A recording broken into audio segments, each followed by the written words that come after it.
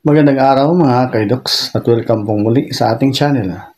Sa mga hindi pa nakapag-subscribe sa channel ko, mag-subscribe na kayo para lagi kayong updated sa ating mga talakayan araw-araw. At sa mga may gustong bilhin na kahit na anong produkto with big discount, free shipping, place order, redeem voucher, puntahan nyo lang ang home ng channel ko at hanapin ang store o di kaya i-click ang more sa description para makapili ng produkto. Malaking tulong na po yan sa akin at sa inyo din. Kaya tara na! This is presented to you by Education 4708. Just proceed to view the full content.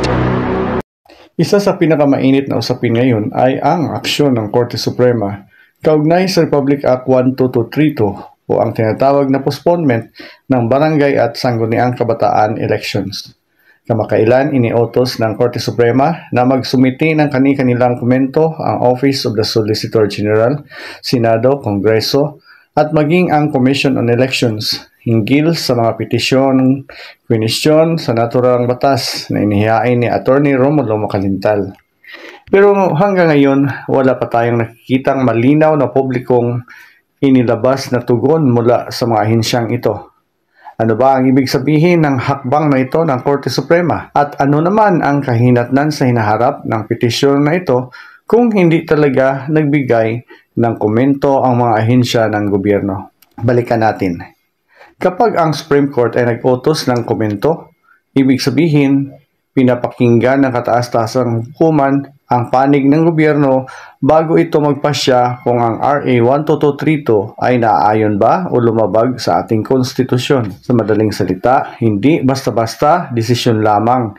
Ito ay proseso ng pagtitimbang, isang pagkakataon para sa bawat sangay ng pamahalaan na may kinalaman sa batas ay ipaliwanag kung bakit ito ipinasa at kung paano ito ipatutupad. Ngunit hito ang problema. Wala ring inilabas na opisyal at publikong komento ang OSG, Senado, Kongreso at COMELEC. Ang katahimikan na ito ay nag-iwan ng malaking tanong sa publiko. Ang taong bayan ay naghihintay ng linaw. Bakit ba ipagpaliban ang halalan? Makatarungan ba na pahabain ang termino ng kasalukuyang opisyal?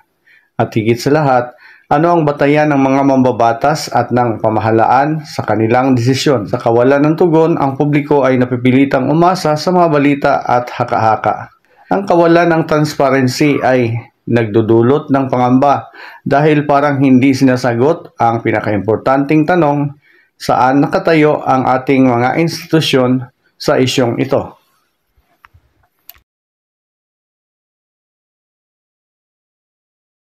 Dito pumapasok ang masilan at mabigat na papel ng Korte Suprema. Kailangang timbangin ng Supreme Court ang dalawang bagay. Una, ang praktikalidad ng pagpapaliban. Dahil totoo, napakalaki ng gastos ng halalan at may argumento na mas makabuting pagpaliban ito upang pagtuunan ng pansin ang ibang prioridad ng bansa. Ngunit ikalawa, ang mas mataas na usapin ng konstitusyon sapagkat malinaw ang mandato na dapat regular ang halalan at hindi basta-basta maaring palawigin ang termino ng mga halal na opisyal nang walang mandato mula sa bayan.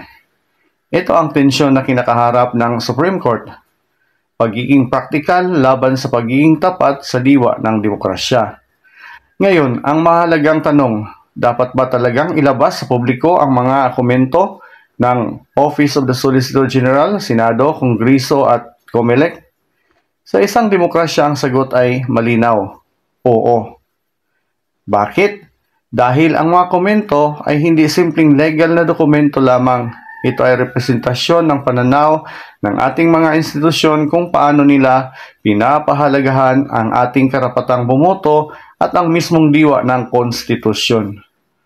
Kung ito ay itatago, para bang sinasabi na hindi karapat-dapat malaman ng taong bayan ang dahilan kung bakit ipagkait muna sa kanila ang karapatang pumili ng mga bagong leader sa barangay at SK. Sa kabilang banda, may legal na proseso at teknikalidad na kailangang sundin.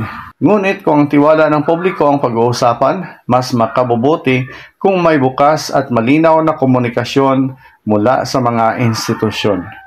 Dahil wala pang publicly announced comment mula sa OSG, Senado, Kongreso at COMELEC, narito ang mga possible process o hakbang na maaaring asahan sa kaso laban sa RA 12232 o BSK Postponement Law. First, pag-submit ng mga comments kahit wala pang ina-announce publicly, inaasahan na nagsusumiti na ng comment ang mga inutusang partido o SG, Senado, Kongreso, COMELEC, direkta sa Supreme Court. Karaniwan, hindi agad ilalabas publicly ang mga comments. Kadalasan ay nasa records muna ng Supreme Court. Pagkatapos nito, re-repasuhin ng Supreme Court kung sapat na ang mga paliwanag para magdesisyon base sa mga papel o pleadings lamang o kung kailangan ng oral arguments. Second, possibility ng oral arguments. Kung tingin ng Supreme Court na mabigat ang constitutional issue tulad ng tanong kung ang postponement ba ay paglabag sa regular elections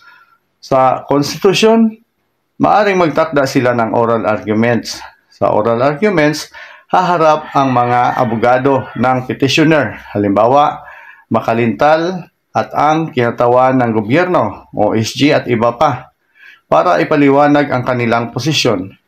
Ito ay mangyayari sa mga kasong may malalim at malawak na epekto sa publiko. Third, TRO, Temporary Restraining Order o SQEO, Status Quo Ante Order. Kung makikita ng Supreme Court na may agarang panganib sa karapatan ng taong bayan, halimbawa karapatang bumuto sa takdang panahon, maaari itong maglabas ng TRO o SQEO laban sa pagpapatupad ng RA 12232. Pero sa ngayon, wala pang TRO ang inilalabas. Ibig sabihin na nanatiling epektibo ang batas na naglilipat ng eleksyon sa November 2026. Kung maglalabas ng TRO, babalik ang schedule ng BSKE sa orihinal na pitsa 2025 habang dinidinig pa ang kaso.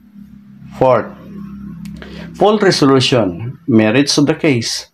Matapos ang pagsusumiti ng comments at possible oral arguments, maglalabas ang Supreme Court ng desisyon kung constitutional ba ang RA 12232 at manatili ang postponement o kaya ay unconstitutional ito at ibalik ang orihinal na pitsa ng halalan.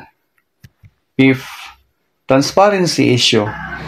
Habang inaantay, malaking usapin kung ilalabas ba publicly ang mga comments ng OSG, Senado, Kongreso at COMELEC.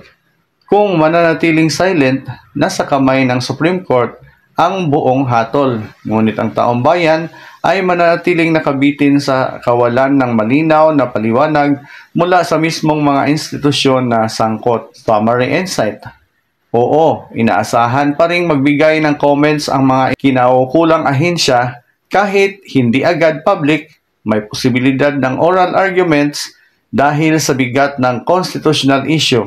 Sa TRO, nasa diskresyon ng Supreme Court kung maglabas sila pero sa ngayon, wala pa kaya epektibo pa rin ang postponement ng halalan.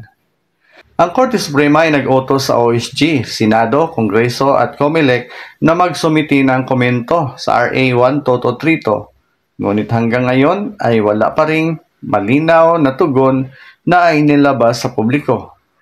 Sa tingin ninyo, dapat bang gawing public ang mga komentong ito para sa transparency o sapat na ba ang Supreme Court lamang ang makabasa?